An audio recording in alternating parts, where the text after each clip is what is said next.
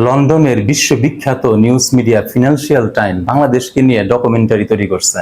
আর এই ডকুমেন্টারি নাম দিছে Bangladesh missing billion, stolen in plain site.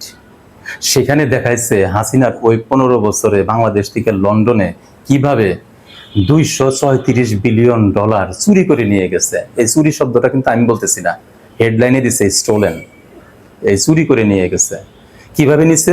দুইভাবে নিছে। একটা হইলো ভুয়া ট্রেড ইনভয়েস ওভার ভয়েসের মাধ্যমে এক্সপোর্ট ইম্পোর্ট করতে যায় তারা এই কাজটা করছে। আরেকটা হলো হুন্ডি। এই দুইভাবে নিছে। আর এখানে 3টা নাম উঠে আসছে। একটা নাম হইলো শেখ হাসিনার ভাগিনা শেখ রেহানার মেয়ে পুতুল, আর আরেকটা নাম হইলো ওই সালামের চেয়ারম্যান, আরেকটা হইলো সাইফুজ্জামান চৌধুরী, ওই আগের সাবেক ভূমিমন্ত্রী। এই 3টা নাম এখানে উঠে আসছে। তারা এখানে ভালোভাবে বর্ণনা করছে যে কিভাবে এখান থেকে চুরি করে নিয়ে গেছে। চোরদেরকে দেখাই দিছে, সারা পৃথিবী চোরদেরকে দেখতেছে।